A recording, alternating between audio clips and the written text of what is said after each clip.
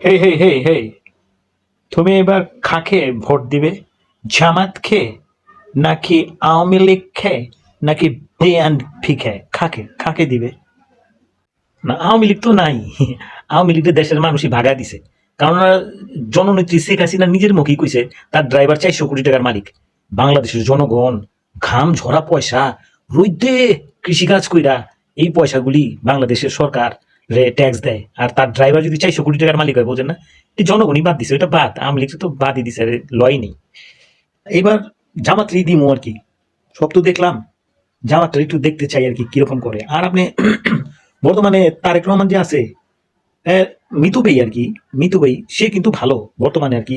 খাম্বা কুম্বা মানুষ কয় আর কি, ওইটা আগে খাম্বা কুম্বালে অনেক কিছু লাড়াচাড়া দিছে, কিন্তু বর্তমানে সে যে লন্ডন থেকে আইছে তার জুতাটাও চেঞ্জ করে নেই মিতু ভাই আর কি। মিতু ভাই লোক কিন্তু ভালো হয়, সবসময় দলের যে প্রধান এরা ভালোই থাকে। ওগুলো যে চামচাটি আছে না, চামচাটি সুবিধার না। আপনার এই যে তারেক রহমান যদি একটু দলটারে সংগঠন করতো, আর আপনার গিয়া দলের মধ্যে যে চান্দা মান্দা বাজগুলি যে আসিল, চান্দাবাজ, অশিক্ষিত, মূর্খ,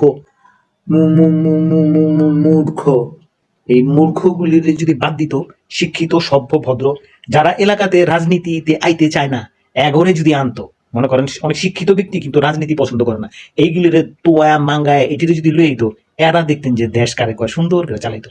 এই যে মূর্খ, গন্ড, পাটপার, কতটি চান্দাবাজ, রাস্তার মধ্যে ভিকারি গিয়ে ওরকম হাত পাইতা পাইতা চান্দা লয়, মানুষের টাকা মুখ দিয়ে খায়, লজ্জা সরম জাগো নাই, এগুলো যদি বাদ দিতে পারতো তারেক রহমানে, তাহলে বিএনপিটা ভালো ছিল। কিন্তু বর্তমানে সবার চাইতে জামাতটা ভালো, তাকে একবার অন্তত দেখা দরকার।